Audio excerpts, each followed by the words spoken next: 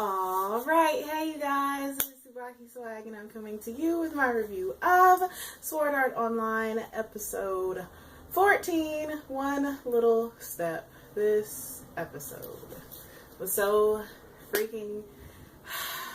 I teared up like a big baby, and I'm not even gonna lie. Like, I'm so emotional now.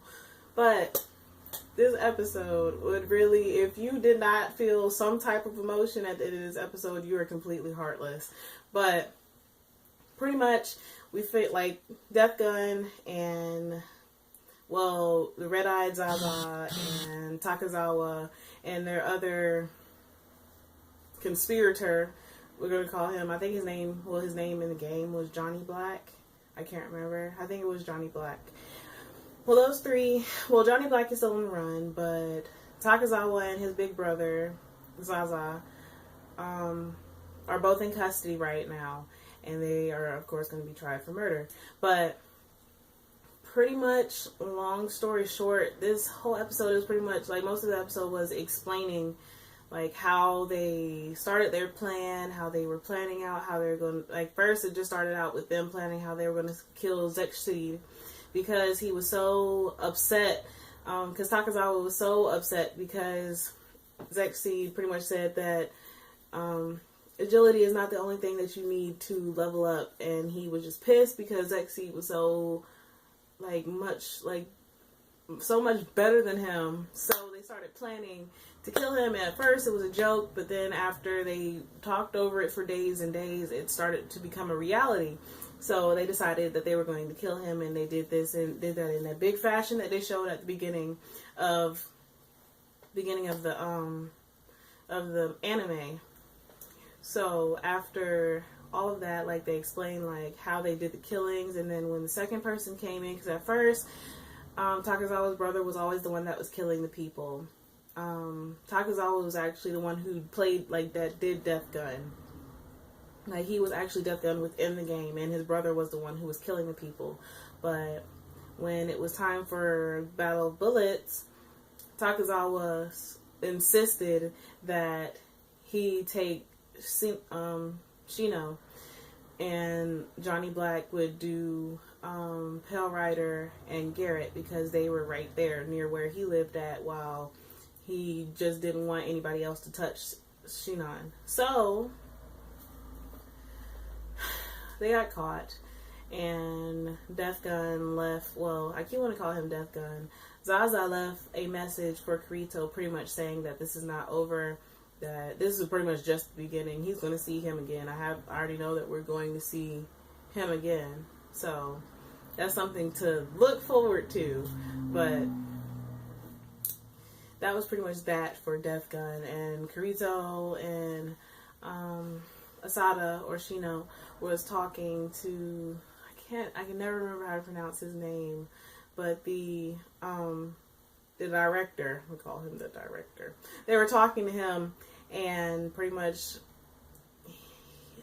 he wasn't understanding what they meant by Takizawa. He has his realities mixed up. He feels like Gungyo Online is now his new reality, as opposed to the real world being his reality, and that is pretty much what fucked him up. So they were explaining that to him, and then he left, and then we see Asada. She finally confronts the three girls from the previous episode that were taking her money and taking advantage of her when Takizawa came and saved her. And she stood up to them like a G. I was like, yes, go ahead, Asada. But she pretty much, like, the girl pulled a gun on her, and she took the gun and shot the can off of a trash can, it looked like, and was like, you should never point a gun at people because that is very dangerous.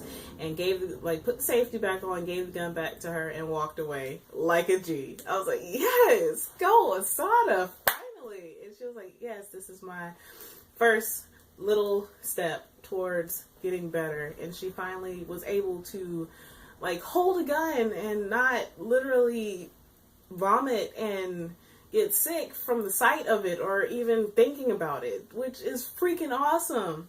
So I was like, yes, Asada, I'm so proud of you.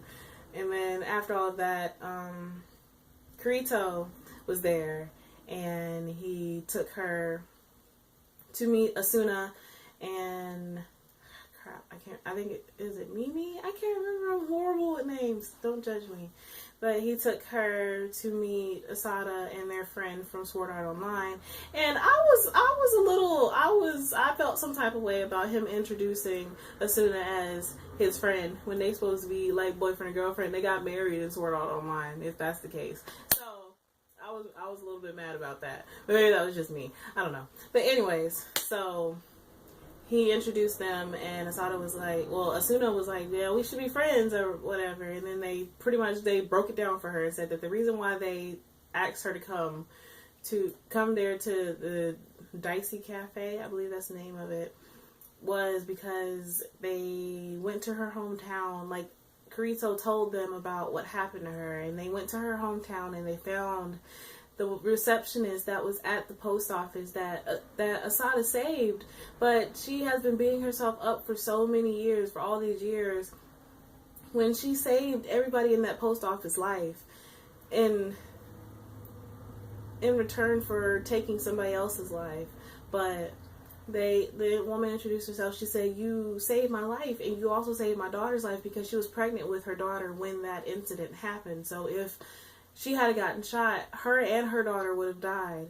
So she was so grateful and thankful for the fact that she stood up to that man and saved her life, even though she had to take his. So Asada, she was just tearing up and crying, and it was so awesome, because I feel like now finally Asada will be able to move on, like, not necessarily completely, but be able to move on to an extent, so much so that she won't have to go through all the things that she's been going through, all the personal torment and torture that she's been putting herself through all these years because of that. And I give Kirito a round of applause for putting all this together, because he is so freaking awesome for going there to find that woman just to help Shino or Asada. So Kirito, you get 2 thumbs up, bruh, because you are just freaking awesome for being able to put all of that together just for Shino. So, like, and then her daughter came up to her. And gave her a picture and pretty much just reassured her. And then it seems like Asada finally let it go. And then that was the end of the episode. This episode was so freaking awesome. I was like, yes! And girldom all over the place. But this episode was freaking awesome. So I would, like always, I would love to hear how you guys felt about this episode. Please tell me I'm not the only one that was being a big baby and, like, teared up at the end.